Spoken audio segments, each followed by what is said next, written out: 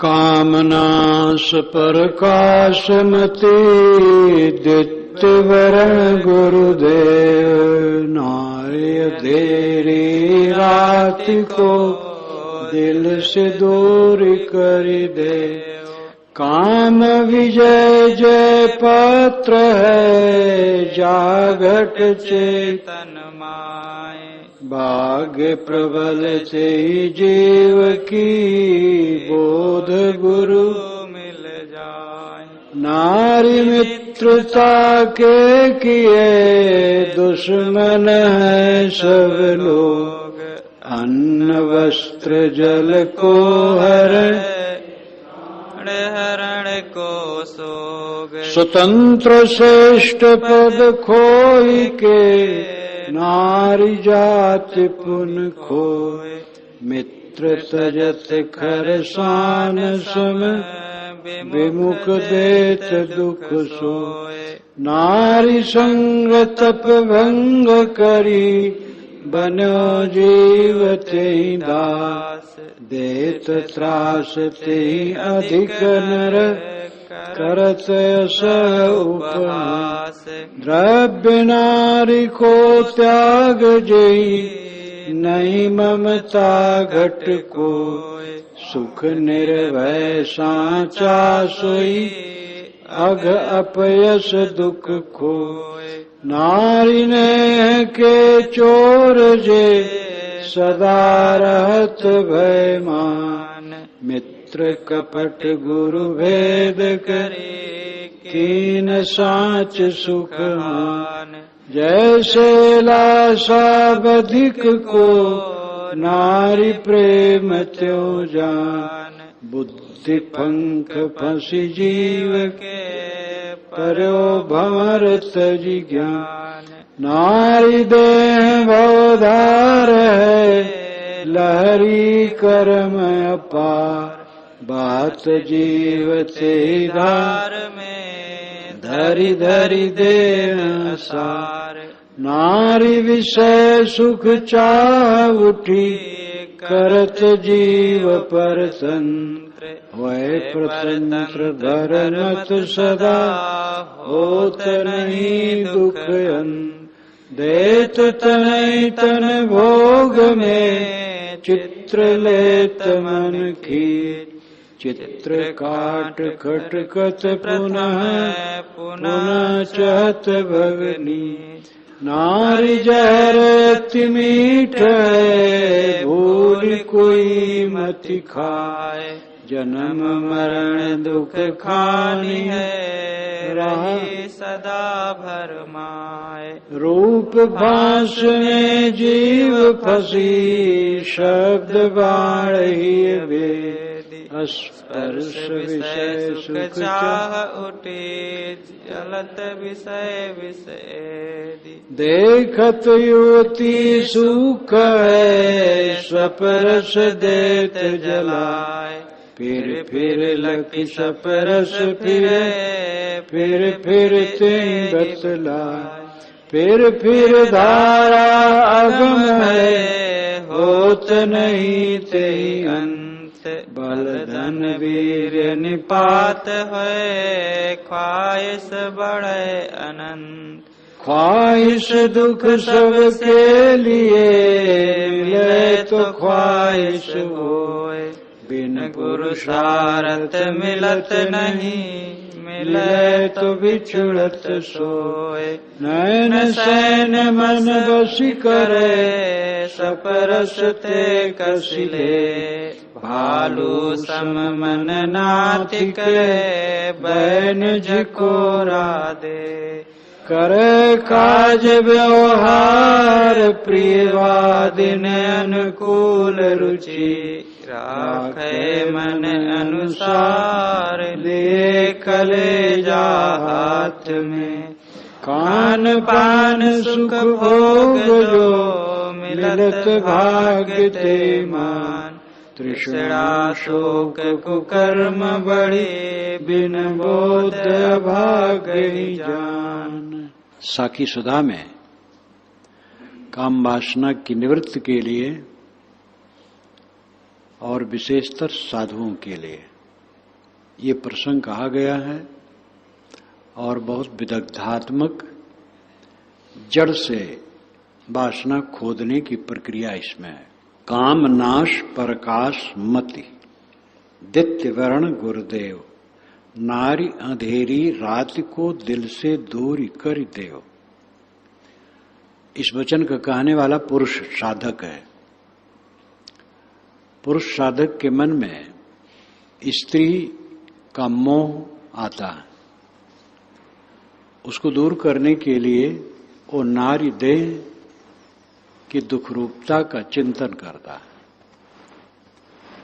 और यही बात किसी साधिका की होगी तो साधिका के मन में पुरुष का चित्र आता है, तो यही बात उससे पुरुष के विषय में सोचना होगा। पुरुष क्या है? हाड़ चाम का ढांचा है, टट्टी पेशाब की पोटली है, छली, धोखेबाज, बदमाश, दुख देने वाला, उद्दंड, उन्मादी, यही साधिका सोचेगी। कुल मिलाकर के अपने मन की कमजोरी उसी को दूर करना। कामनाश प्रकाश मत दित्वर्ण गुरुदेव। गुरु की वंदना करते हुए गुरु से साधक कहता है, गुरुदेव आप काम नाश करने वाले हैं और मत को प्रकाशित करने वाले हैं ज्ञान में। काम वासना में हम सदैव से जलते रहे, अब काम वासना के बिल्कुल विनाश हो जाना चाहिए। काम नाश प्रकाश मति, आप हमारी बुद्धि को प्रकाशित करने वाले हैं। दित्य वर्ण गुरुदेव। गुरुदेव कैसे हैं? दित्य वर्ण, आदित्य का संक्षिप्त दित्य। आदित्य सूर्य, वेद में आदित्य, सूर्य, सविता, दधिक्रा, उषा, अश्वनी, ये सब शब्द आए हैं, वो सब आग्नेय हैं। वैदिक ऋषियों का तो परम देवता ही आदित्य है। एकम सद विप्रा बहुधा वदन्ति, एक ही सद को विद्वान लोग अनेक प्रकार से कहते हैं। तो एक सत वो क्या है? ईश्वरवादी कहते हैं ईश्वर एक सत है। वेद को पढ़ो, उस प्रसंग को, आदित्य एक सत है। आदित्य ही वह है, सूर्य ही वह है जिसको इंद्र, मरुत, वरुण इत्यादि कहा जाता है। और वैदिक ऋषि सूर्य को ही टकटकी लगा करके ध्यान करते थे, सूर्य को परम देवता मानते थे। विवेक विचार बढ़ा तो सूर्य एक अग्निपिंड है, प्रकाश स्वरूप जरूर है लेकिन जड़ प्रकाश है। तो आत्मा के विषय में विचार बदला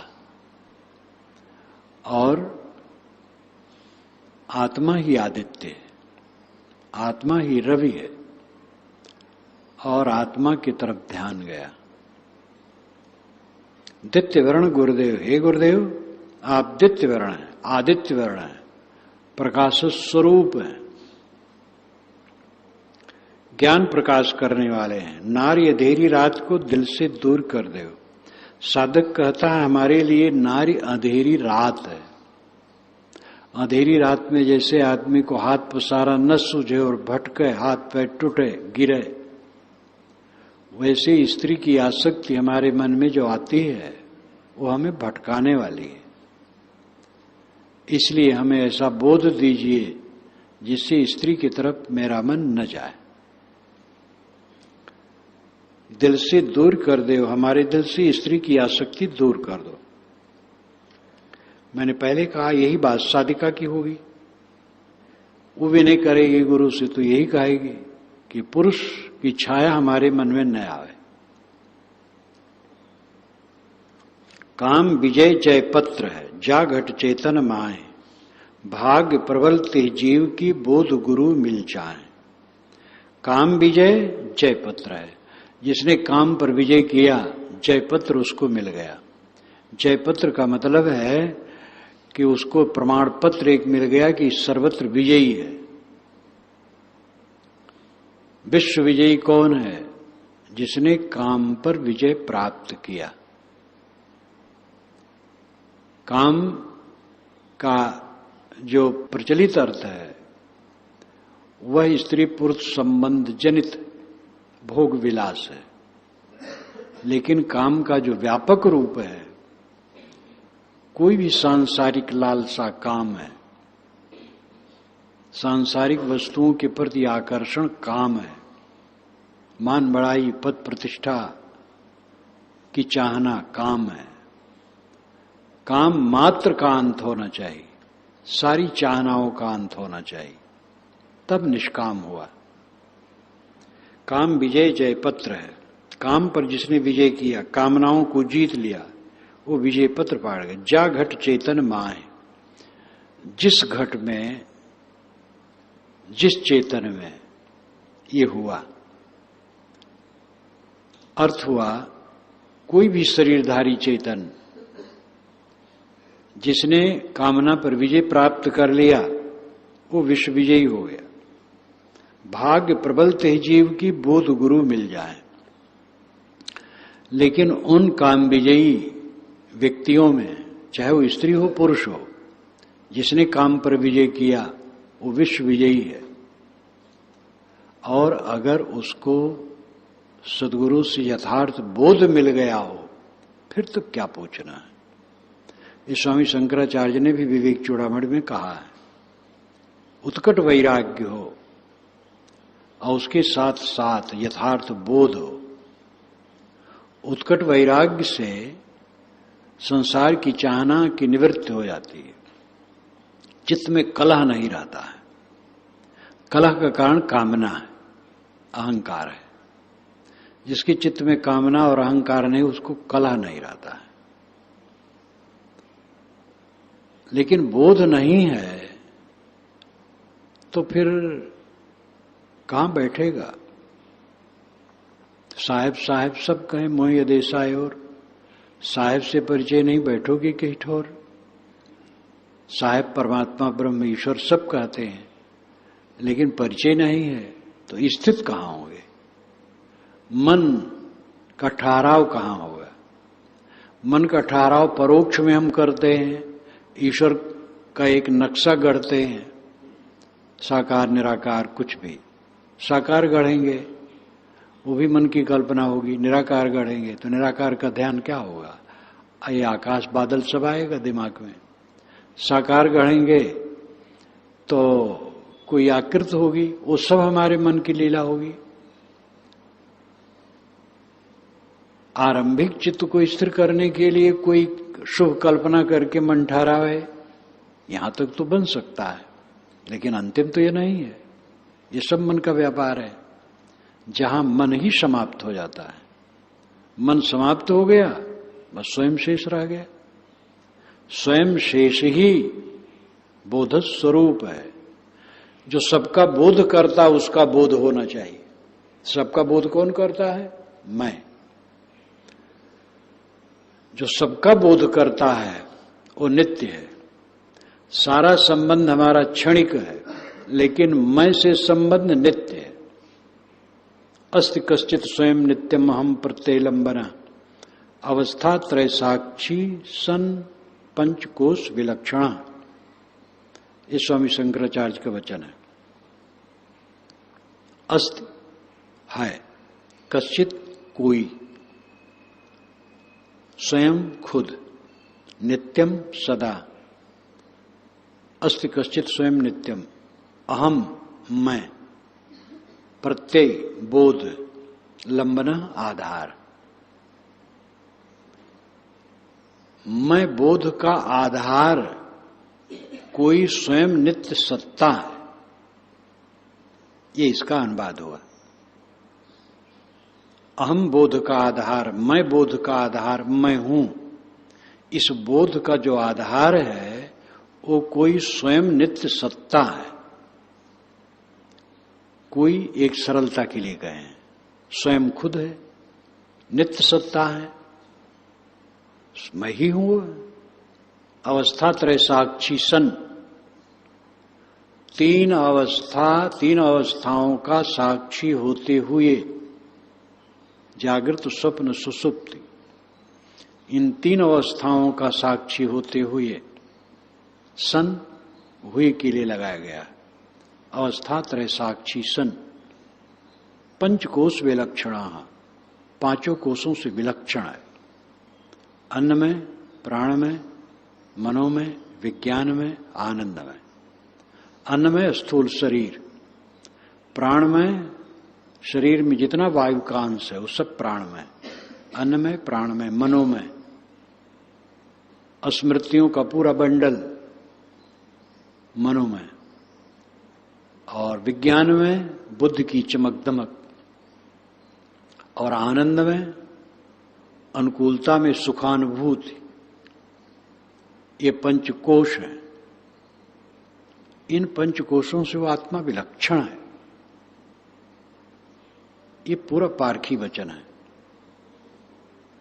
पारखी वचन हर जगह है, लेकिन बेपारखी वचन भी उसी में बहुत गड़बड़ा देता है। जहां पारखी पारखी ही वचन हो वहां गड़बड़ाने का चांस नहीं रहता। तो निज स्वरूप का बोध है, वासना की निवृत्ति हुई, निस्वरूप का बोध हुआ, बस। और मोक्ष क्या है? कुछ पाने की इच्छा नहीं, कुछ पाना नहीं है, और जो सहज गुजर बसर की चीज हो तो सब होते रहता है, पाने की कोई लालसा नहीं रह गई। और बोध है कि मैं अपने से कभी अलग नहीं होता हूं, मेरा अपना परम धन आत्मा है और कुछ नहीं। कुछ पाना नहीं है, कोई न भगवान पाना है, न मोक्ष पाना है, न कैवल्य पाना है। कैवल्य मैं हूं, केवल, केवल का कैवल्य कहा जाता है। कैवल्य एक भाववाचक है। केवल अकेला वो मैं हूं, अद्वैत मैं हूं, आत्मा मैं हूं, चेतन मैं हूं, और वही मुक्त रूप है, वही परमात्मा रूप है। तो मैं के अलावा पाना क्या है? वासना निवृत्त हुई और यथार्थ बोध है, तब और कुछ मोक्ष है। भाग्य उदय तेह जीव की, भाग्य प्रबल तेह जीव की, बोध गुरु मिल जाए। काम वासना की निवृत्ति हुई और स्वरूप का बोध हुआ, वह महाभाग्यशाली है। वो भव में फिर भटकेगा नहीं, वो हर समय देह छोड़े रहेगा। जो देह को हर समय छोड़े रहता है उसको देह छोड़ना बाकी नहीं है। प्रारब्ध जब खत्म होगा अपने आप लुढ़क जाएगा देह, जहां लुढ़क जाए, चलते फिरते, उठते बैठते, ट्रेन में, बस में, हवाई जहाज में, सड़क पर, बिस्तर पर, आग में, पानी में, कीचड़ में, कहीं भी लुढ़क जाए, लुढ़क जाए। वो सदैव अपने अक्षय भवन में। नारी मित्रता के किए दुश्मन हैं सब लोग, अन्न वस्त्र जल को हरे, प्राण हरण को सोग। साधुओं के लिए ज्यादा उपदेश है इसमें, और सबके लिए उपदेश है। नारी मित्रता के किए, कोई साधु बने और फिर वो नहीं ठहर पा रहे हैं, ललचा रहे हैं, कुघट कलई निहारी, तो दासी बना लिए और राग रंग जोड़ लिए। तो सेवकाई करने आ गई, चौका बर्तन कर देती और कोई बात नहीं, फिर भोजन भी बना देती है, फिर और इस प्रकार जोड़ते गए और भ्रष्ट हो गए। साधु ने तो साधुनी बना लिए, महंत है महंतनी बना लिए। तो दुश्मन हैं सब लोग। साहब कहते हैं ऐसे लोगों का सब दुश्मन बन जाते हैं। नारी मित्रता के किए दुश्मन हैं सब लोग, अन्न वस्त्र जल को हरे, प्राण हरण को सोग। इस प्रकार जब कोई कर्म करता है तो लोग उसको अन्न वस्त्र नहीं देना चाहते, जल नहीं देना चाहते, उसमें वादा करते हैं, प्राण हरने का शोक आ जाता है, मारे पीटे जाते हैं। और मर्यादा विरुद्ध कोई करेगा, गृहस्थ कोई करेगा, पर स्त्री से मोह, उसकी भी यही दशा होगी। और साधु के लिए तो बहुत बड़ा कलंक है। जिस वेशधारी को अपना मन न ठहरे उसको घर लौट जाना चाहिए और जाकर के सीधे शादी करके रहना चाहिए। और जो वैराग्य से रह सके वो साधु में रहे। आधी वर्दी इधर आधी वर्दी उधर, ये ठीक नहीं है। आधी वर्दी जैसे जुआठा में बैल को जोड़ करके चले तो एक बड़ी मेड़, तो एक बैल उधर एक बैल उधर, तो आधी वर्दी इधर आधी वर्दी उधर, तो कहीं हल चलेगा? पूरी वर्दी से हल चलेगा। पूर्ण त्याग होना चाहिए। स्वतंत्र श्रेष्ठ पद खोय के नारी जातपन खोय, मित्र तजत खरस्वान सम विमुख देत नर सोय। जो साधु अपनी साधना को ढील करके किसी स्त्री में मोह करता है तो उसका क्या होता है? स्वतंत्र श्रेष्ठ पद खोई के, उसका स्वतंत्र श्रेष्ठ पद जो था त्याग का, शांति का, पवित्रता का, वो तो खो गया। ऊंची निगाह से लोग देखते थे, सबकी निगाह में वो गिर गया। अब अंदर में अपना गिर गया, खास बात तो स्वयं गिर गया। और जिसको लेकर के गिरा नारी जातपन खोए, वो नारी भी खो जाती है। स्त्री के लिए मुंह के स्त्री कब तक रहेगी? जितने पतित वेशधारियों की दशा हुई है उनका क्या रहा है? मोह बस पतित हुए, और जिसमें पतित हुए भी बूढ़ी हो गई, अपने भी बूढ़े हो गए, छिन्न भिन्न हो गए, बेकार हो गए। अब ऐसे ऐसे पतित, वो मोह इतना प्रबल, एक वेशधारी कुटी बनी और उसमें रह रहे हैं और राग रंग में डूबे हैं। वहां के भक्त ने बहुत समझाया कि आप इसको छोड़ दीजिए, मैं आपको अभी भी पूजूंगा। देख रहे हैं बहुत दिनों से इनका राग रंग, लेकिन फिर भी उन्होंने धीरज धरा और कहा इसका संबंध आप छोड़ दीजिए, मैं अभी भी मानूंगा। उन्होंने कहा भगत जी मैं छोड़ नहीं पाऊंगा। तो वह वहां आना जाना बंद कर दी और कुछ नहीं कहे, आना जाना बंद कर दी। सबकी नजर से उतर गए। आसक्ति ऐसी फांसी है कि वो छूटती नहीं है, और बिला वजह मूर्खता। सारी आसक्ति मूर्खता है, चाहे जिस चीज की आसक्ति हो, काम भोग की हो, मान मानती की हो, जहां तक भी आसक्ति है केवल मूर्खता है। स्वतंत्र श्रेष्ठ पद खोय के नारी जातपन खोय, मित्र तजत खरस्वान सम। मित्र लोग गधे और कुत्ते के समान उसको छोड़ देते हैं। खरस्वान तो दोनों प्रिय हैं।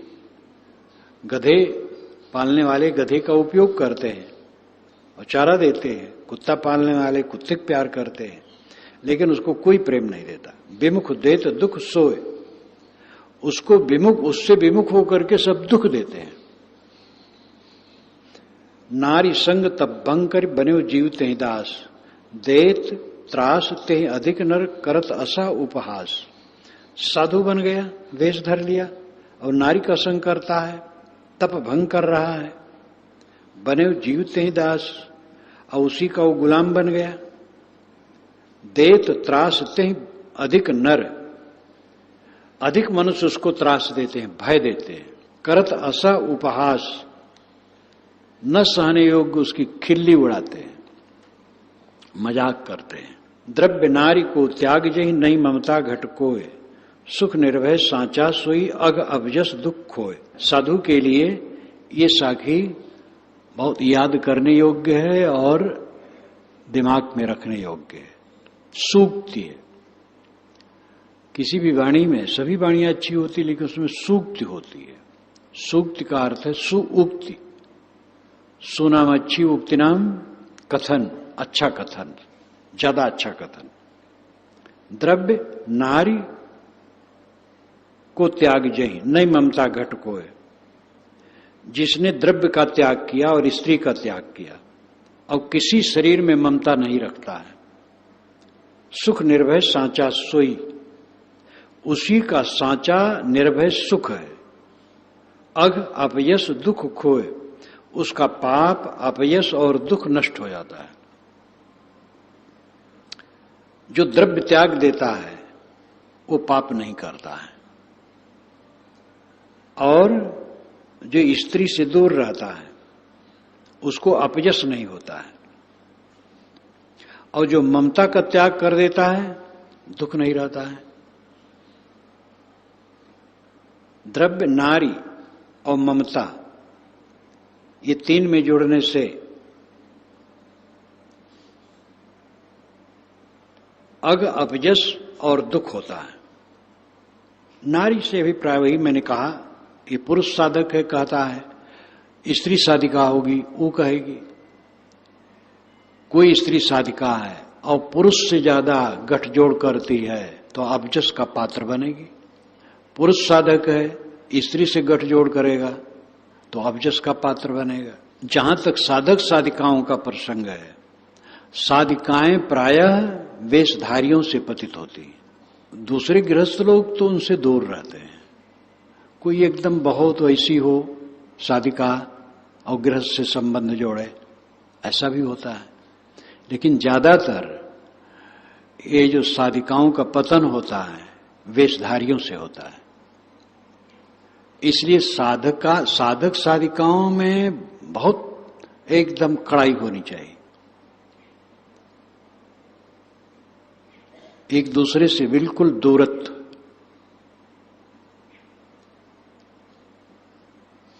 कोई भी साधिका है, साधक साधु मात्र से दूर रहे, समय से मर्यादा से दूर रह करके सेवा सत्संग साधना की प्रेरणा ले ले, घनिष्ठता न करे।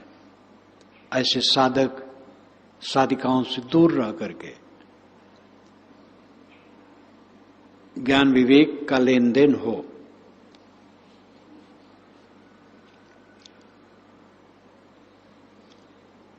द्रव्य का त्याग,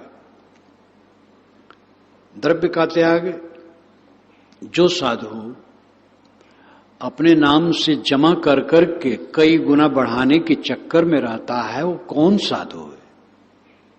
वो साधना क्या करेगा? साधक वो नहीं है। समाज हो, परिवार हो, समूह हो, उसके लिए हो वो ठीक है। व्यक्तिगत देह का मोह वो जमा कर करके दुगुना चुगुना 10 गुना 15 गुना करने के चक्कर में पड़ा है। वो साधु कैसा? वेश रंगे और कुछ नहीं है। कहां साधु कहते राखत कछु न आधार, और कहां इस प्रकार कई गुना बढ़ाने में जो लगा है साधना नहीं कर सकता है। साधु को फांके मस्त होना चाहिए, सहज, अपने शरीर के लिए थोड़ा संग्रह, ज्यादा नहीं। ज्यादा जो हो वो समूह के लिए हो, अपने को समूह में मिला दे। समूह ही परमात्मा है, परमात्मा में समर्पित हो गया, फिर व्यक्तिगत मोह क्यों? ये समाज परमात्मा है। द्रव्य, जो लोग द्रव्य को कई गुना बढ़ाने में लगे हैं, ऐसे भी साधु वेशधारी हैं जो गृहस्थों में बांटते हैं, ड्योढ़ा पर सवावा पर पैसा और अन्न और क्या क्या। ऐसा साधना का आनंद ही नहीं जानते हैं। राजनेताओं के पीछे घूमने वाले साधना का आनंद क्या जानेंगे? राजनेताओं से कह को करके पैसा इकट्ठा करना, वैराग की मस्ती ही उनको नहीं है। ये सब साधना के बिल्कुल विपरीत है। द्रव्य का जो त्याग करेगा पाप नहीं करेगा, और उसका मन बधेगा नहीं, और द्रव्य बटोरने में जो लगा होगा व्यक्तिगत जीवन के लिए व्यामोह मात्र और कुछ नहीं है। संत कितने हुए और हैं आज भी कि वो अपना सहज रहे और सब बीत गया, कुछ नहीं हुआ। और जो अपने नाम से जमा कर करके इतना गुना इतना गुना इतना गुना, वो गलत कर रहे हैं। और जो स्त्री में जुड़ना चाहते हैं अवजस के पात्र होंगे, और जो साधिका पुरुष से जुड़ना चाहेगी चाहे साधु से हो और ज्यादा उसमें घनिष्ठता करेगी तो उसमें भी अवजस होगा। अगर इससे दूरी है तो अवजस नहीं होगा। और ममता होगी किसी देह में तो दुख होगा। ममता ही से दुख है। ममता की पूरी निवृत्त होने पर दुख नाम की कोई चीज नहीं। ये तीनों का बंधन जिसका कट गया है सब समय मुक्त है।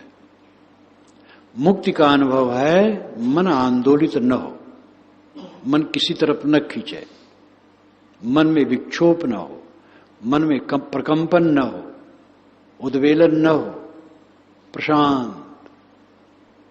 और ये करना बहुत सरल है, इसी पर डट जाओ। जो कुछ कसर जिसके मन में हो उसको बिल्कुल मिटा दो। सदैव आनंद कंद द्रव्य नारी को त्याग जहि, नहीं ममता घट कोय, सुख निर्भय साचा सोई, अग अपजस दुख खोय।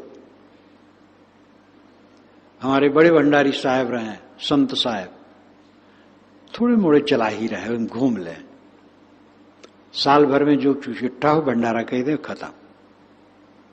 संतोष साहब भी इसे साल भर में भंडारा कर दें खत्म। और संतोष साहब चलते चलते एक जगह मेड़ पर बैठे और कि अब चल नहीं पा रहा हूं, गांव से गए खाट लाने, तब तक शरीर छूट गया। जमा किए रहो, नहीं तो फिर क्या होगा आखिर में। इसीलिए साधु हुए हो, जमा करने के लिए। जो कुछ जमा हो परमात्मा के लिए। समाज परमात्मा है, समाज के लिए हो, व्यक्तिगत के लिए नहीं। व्यक्तिगत के लिए हल्का फुल्का। नारी नेह के चोर जे सदा रहत भयमान, मित्र कपट गुर भेद कर कीन सांच सुख हान। जो नारी के नेह के चोर हैं, साधु बन करके अपनी स्त्री से अपने को जोड़ना चाहते हैं, लगझक करके चोरी छुपे, सदा रहत भयमान, और सदैव भयभीत रहते हैं। मित्र कपट गुरु भेद करी, वो मित्र से कपट करते हैं, गुरु से भेद इन्हीं कपट करते हैं। और कीन सांच सुख हानि, सच्चे सुख का वो नाश कर देते हैं। सच्चा सुख, निर्भय सुख, आत्म संतोष का सुख, वेश धर करके फिर किसी स्त्री से जुड़ने की इच्छा, रिझाने की इच्छा, महानार की जीव है। ऐसे नार के लोगों का क्या उद्धार होगा। जैसे लाशा बधिक को नारी प्रेम त्यों जान, बुद्धि पंख फंस जीव के पर्यो भंवरतज ज्ञान। जैसे बधिक का लाशा होता है, बधिक चारा लगा देता है, वहां लाशा लगा देता है। पक्षी आता है चारा खाने लगता है और लाशा में पंख फंस जाता है, उड़ नहीं पाता है, बस आकर के वो पकड़ लेता है। तो ऐसे विषय वासना का लाशा साधु है और वो नारी में प्रेम करता है तो उसकी बुद्धि फंसेगी। साधिका है और पुरुष में मोह करती है तो वो उसका मन फंसेगा और वो ज्ञान छोड़ करके भंवर में पड़ जाएगा। पर्यो भंवर तज ज्ञान, स्वरूप ज्ञान स्वरूप स्थित दूर, और मन के भंवर में वो डूबेगा, उतराएगा।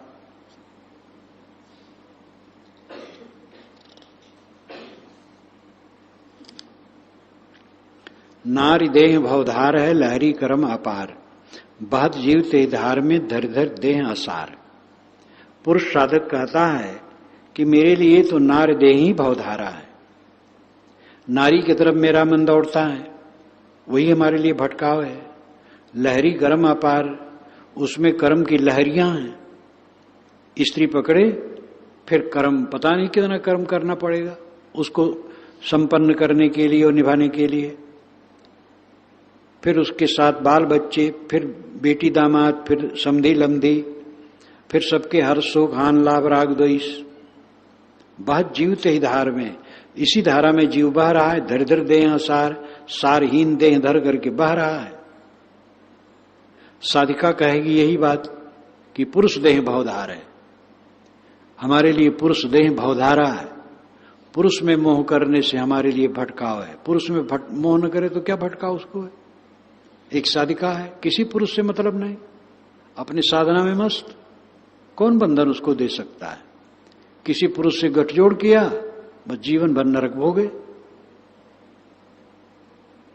एक खर ज्ञान, चाहे नर हो चाहे नारी, कोई कल्याण चाहे। और यही बात दर्जे दर्जे गृहस्थों के लिए भी है। पराई स्त्री मोह करेगा, इज्जत खराब हो जाएगी, समाज में प्रतिष्ठा खत्म हो जाएगी। पराय पुरुष में जो स्त्री मोह करेगी, उसकी प्रतिष्ठा खत्म हो जाएगी। दोनों जगह बहुत संवेदनशील है और ऐसा ऐसा पाप होता है। कभी कभी अखबार पढ़ो तो क्या पूरा नरक संसार, और उसमें यही प्रपंचे आता है ज्यादा। अच्छी बात तो आती भी कम है। सामूहिक अत्याचार करके हत्या कर दिए, किसी लड़की से कई लड़के सामूहिक अत्याचार किए, बात खुल न जाए बस उसको मार दिए। इतना इतना पाप, क्षणिक उत्तेजना, और उसका परिणाम कितना घोर। इसलिए स्त्री पुरुष गृहस्थ विरक्त सबको सावधान रहना चाहिए इस प्रपंच से। नार विषय सुख चाह उठ करत जीव परतंत्र, होए परतंत्र भरम सदा होत नहीं दुख अंत। पुरुष के मन में स्त्री के विषय में चाहना उठती है, स्त्री के मन में पुरुष के विषय में चाहना उठती है, और जीव परतंत्र होता है। परतंत्र दूसरे के अधीन, अनात्म वस्तुओं में चिपकाहट।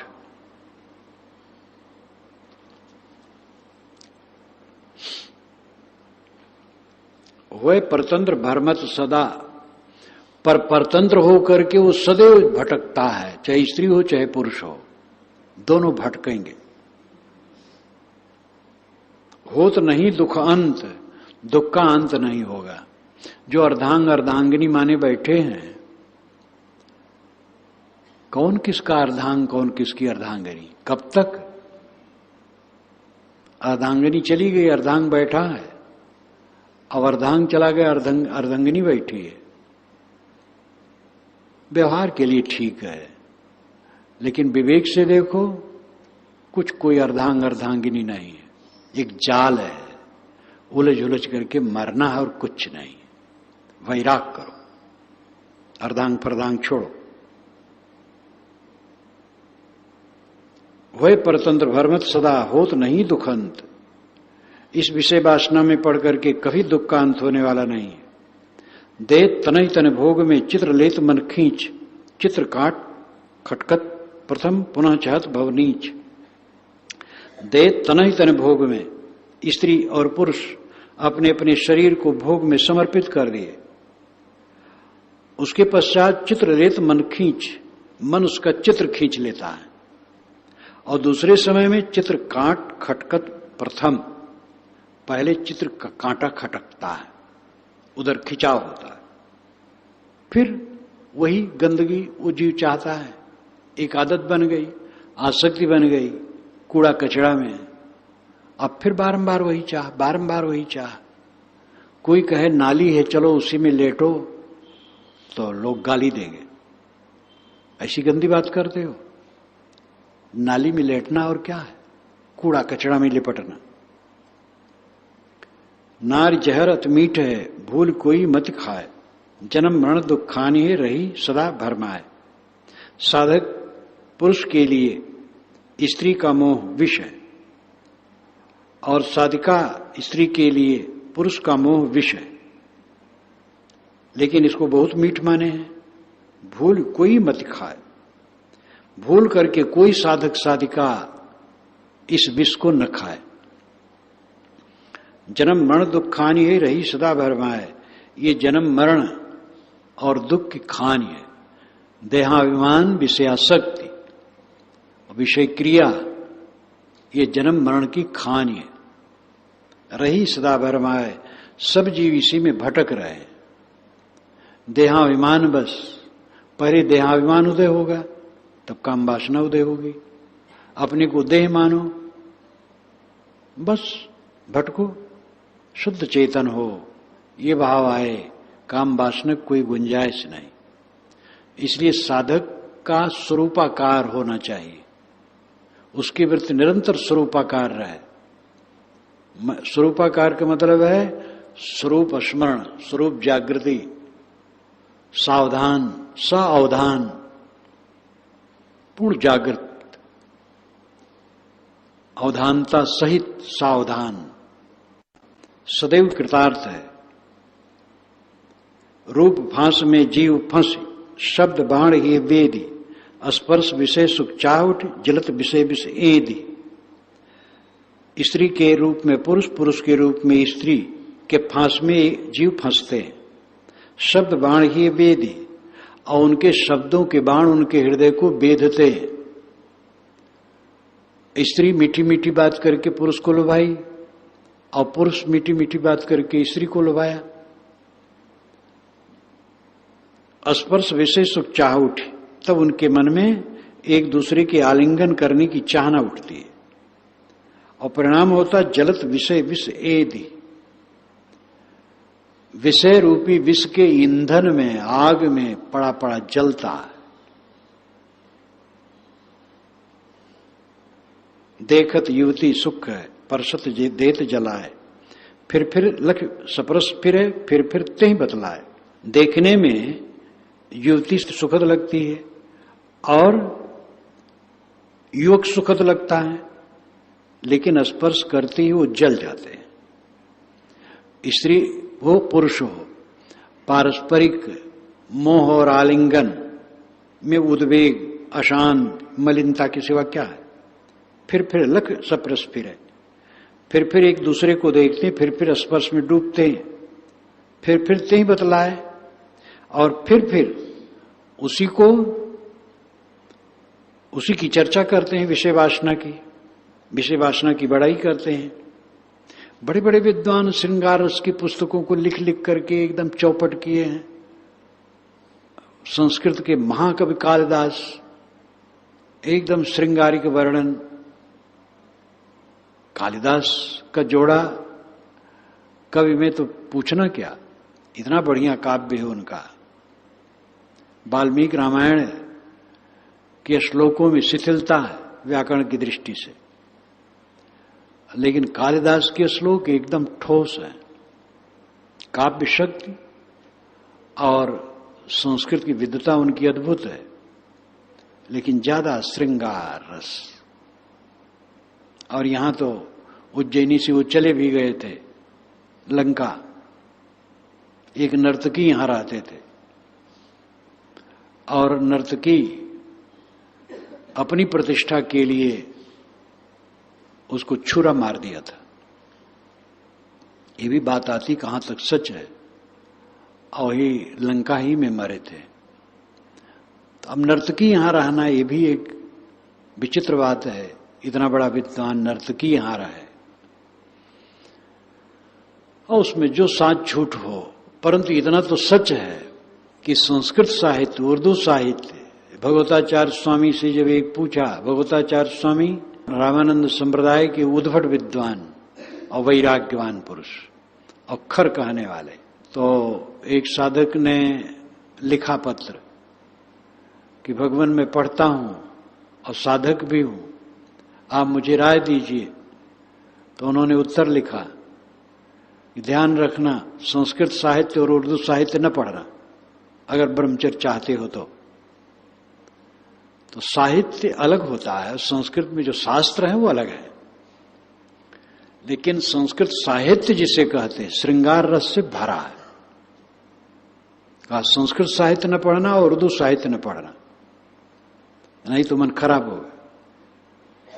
तो बड़े बड़े विद्वान देह का वर्णन इतना कर डाले हैं, और पुरुष के देह का उतना नहीं किए हैं, स्त्रियों के देह का। और महात्मा तो स्त्रियों के देह की निंदा की है। क्यों? कि ये लंपट पुरुषों का मन हट है, तो कितनी स्त्रियां नाखुश हो जाती हैं। वो स्त्रियों की रक्षा है उसमें। स्त्री की एक एक का वर्णन विद्वानों ने किया है और यही स्त्रियों के लिए काल हुआ। इसमें स्त्रियों का लाभ नहीं हुआ जो श्रृंगारिक वर्णन है। स्त्रियों के देहों को जो वर्णन किया पंडितों ने, इससे स्त्रियों का नुकसान हुआ। फिर धारा अगम है होत नहीं तेहि अंत, बल धन वीर्य निपात होए ख्वाहिश बढ़े अनंत। फिर धारा अगम है, बारंबार उसी काम वासना की बात करना, सोचना और उसी क्रिया में पड़ना, ये अगम धारा है। उसमें तृप्त थोड़े होगी, बहते रहो, अनाजकाल से बहते रहे, आज भी बहते रहो। और यही वासना गर्भ में ले जाती है। देहाध्यास ही देह में ले जाने का कारण है। इसलिए काम वासना क्रिया तो दूर, सूक्ष्म देहाध्यास भी समाप्त होना चाहिए। हरदम ये चलता फिरता हुआ हड्डी का ढांचा लगे, मल का पिंड लगे, साधक को लगे क्या वैसे है, ये लगना चाहिए। उल्टी बुद्धि, इसलिए इसमें सुखद कल्पना होती है। और जब तत्व दृष्टि सदैव रहेगी तो ऐसे दिखाई देगा। मल का पिंड है, टट्टी की पोटली है, हड्डी का ढांचा है, चल रहा है। देहाध्यास बिल्कुल गल जाना चाहिए। फिर धारा आगम है होत नहीं तेहि अंत, बल धन वीर्य निपात होए ख्वाहिश बढ़े अनंत। काम वासना में बल धन वीर्य निपात हो जाता है। निपात का मतलब पात रहित।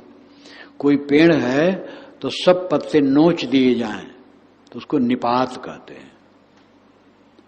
ऐसे ही किसी का व्यक्तित्व सब तरफ से छीण हो जाए और निपात हो गया, काम वासना में पड़ करके अपने को नष्ट कर दिया। ख्वाहिश बढ़े अनंत, और अनंत ख्वाहिशें बढ़ेंगी उसमें। ख्वाहिश दुख सबके लिए, मिले तो ख्वाहिश होए, बिन पुरुषार्थ मिलत नहीं, मिले तो विछड़त सोए। ख्वाहिश सबके लिए दुख है, इच्छाएं सबके लिए दुख हैं। चुपचाप हम बैठे आनंद में हैं, किसी चीज की इच्छा हुई, बस मन उबल गया, अब उसके लिए परेशान है। मिले तो ख्वाहिश होए, अगर वो चीज मिलती है तो ख्वाहिश और बढ़ती है। बिन पुरुषार्थ मिलत नहीं, ये भोग बिना मेहनत के नहीं मिलते हैं। और मिले तो विछड़त सोए, और मिलते हैं तो विछुड़ जाते हैं। तो चित्त का उद्वेगित करना और इसके लिए मेहनत करना, और मिले और फिर बिछुड़ जाए और वासना खींचे, सारा धंधा तो दुखदाई है। इसलिए चुपचाप शांत रहो, जीवन निर्वाह का काम करो, सादा गोदा जीवन बिताओ, अंतर्मुख हो, वासना त्यागो, सबकी सहो, सबसे विनम्र रहो, कलह न करो। अहंकार करोगे तो कलह करोगे, इच्छा करोगे तो कलह करोगे। निष्काम निर्वाण हो करके इसी जीवन में मुक्ति का आनंद लो। नयन सैन मन बस करे सपरस्ते कसले, भालू सम्मन नातिके बैन झिकोरा दे। करे काज व्यवहार प्रियवादिन अनुकूल रुच, राखे मन अनुसार लिए कलेजा हाथ में। ये दोनों साखियां ज्यादातर उनके लिए कही गई है जो गृहस्थी में रहते हैं और साधना करते हैं। उनको कैसे जागरूक रहना चाहिए। साधक गृहस्थी में है और साधना करता है, ब्रह्मचर्य से रहता है, उसको साहब सावधान करते। देखो, नयन सैन मन बस करे। तुम्हारी पत्नी घरवाली नजर मार करके नेत्रों को चला करके मोहित करेगी, सैन इशारा करके, अंग चालन करके तुम्हें मोहित करेगी। नयन सैन मन बस करे, तुम्हारे मन को बस में करेगी। सपरस्ते कसले, और स्पर्श में पड़ोगे तो खूब कस के बंध जाओगे। भालू सम मन नाथ के, जैसे भालू को कोई नत्था लगा दे, उसके नाक में छेद करके रस्सी बांध दे और रस्सी पकड़े रहे, तो भालू कहां जाएगा। भालू को ऐसे बांधा जाता, भालू बड़ा बलवान होता है, लेकिन आदमी भालू को नत्था पकड़े घूमता है, वो बेचारा पीछे पीछे चलता है।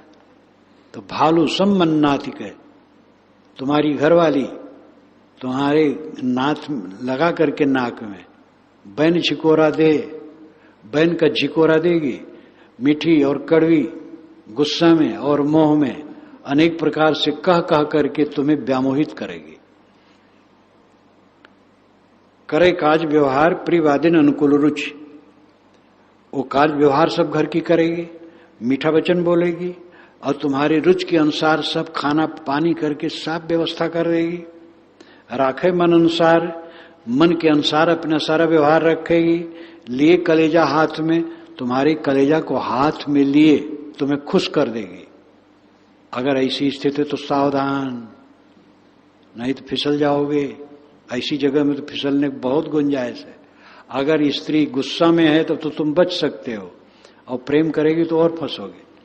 ये दोनों साखियां गृहस्थ साधकों के लिए हैं जो साधना करते हैं और चाहते हम ब्रह्मचर्य से रहें। तो साहब सावधान किए हैं कि सावधान। और यही बात पुरुष के लिए है। हमारे सामने तो सब प्रकार के ऐसी साधिका है, एकदम भरी जवानी में पति से कह दिया बस दूर रहो। और ऐसी ऐसी घटनाएं हैं कि पति कहा कि ठीक है, साधिका ने कहा तुम शादी कर लो और मैं उसकी भी सेवा करूंगी तुम्हारी भी, लेकिन मैं साधना में रहूंगी। वो ठक रह गया, कहा तुम रह सकती हो, मैं क्यों नहीं रह सकता हूं। दोनों हो गए। अब ऐसे भी हैं, पत्नी ने कहा अब ये काम नहीं होगा, वो उसको लुभाने में लग गया, बारंबार लुभा रहा है बारंबार। तो उसको और गुस्सा आया और गुस्सा आया। फिर मेरे सामने उपस्थित हुए तो उसने कहा साहब इनको समझा दो, मैं जहर खा सकती हूं लेकिन पुरुष का स्पर्श नहीं कर सकती। एकदम वो कांप गया और सब संभ्रांत ऊंचे पोस्ट पर। मैंने कहा तुम्हें लज्जा नहीं आती है? जवान जवान बच्चे बच्चियां सब हैं और इसको इतना त्याग है और तुम इतने अंधे हो। तो अभी भी उसका तो मन वैसे है, लेकिन क्या करें, मजबूर है। कहें कबीर सुनो संतो पुरुष जन्म भो नारी, इसीलिए साहब कहे पुरुष जन्म तो है लेकिन नारी है। तो ऐसी स्त्रियां हैं इतनी बलवान कि भरी जवानी में पुरुष से कह दिया बस दूर रहो, नहीं तो कुशल नहीं होगा।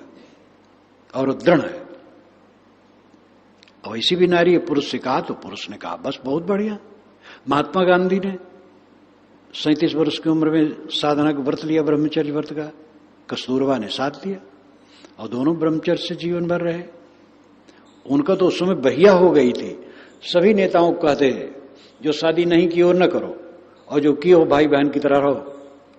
अद्भुत बाबा था वो, जो डंडा अपना चलाया।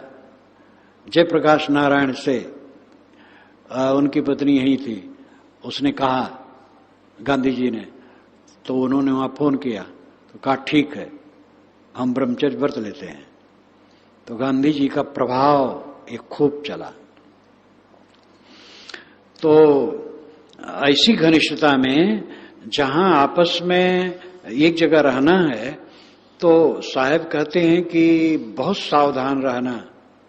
जब मूल मात्र छपा था पहली बार, भवयान मात्र टीका नहीं आई थी, तब मैं इसका अर्थ दूसरे ढंग से लगाता था।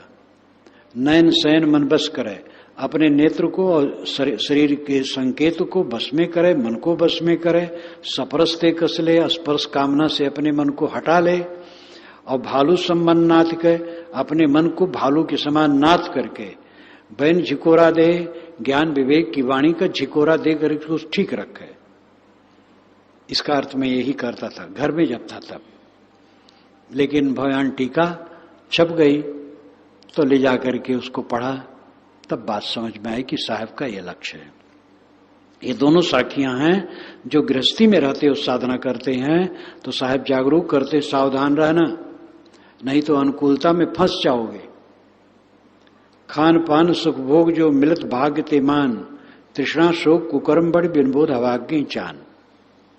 खान पान और सुख भोग ये सब परिश्रम और सौभाग्य से मिलते हैं, लेकिन उसमें तृष्णा और शोक और कुकर्म जो बढ़ते हैं, बिन बोध अभाग्य जान, बिना समझ के अपना बनाया दुर्भाग्य। जीवन जब तक है खान पान की आवश्यकता है, ये सब मिलता रहेगा। अबोधी बन करके जो मन को नारकी बनाए हो उसको हटाओ, कल्याण का काम करो, साधना का काम करो, भोगों की तृष्णा में न पड़ो, शोक चिंता में मत पड़ो, कुकर्म मत करो, अपने मन को संभालो। केवल मन बंधन और कुछ नहीं है। अंत में केवल मन बंधन है। जिसने अपने मन को संभाल लिया कहीं कुछ बंधन नहीं है। बड़ा सरल काम है। मन सामने है, उसको देखते रहो, संभालते रहो, सदैव अपने मन को संभालो।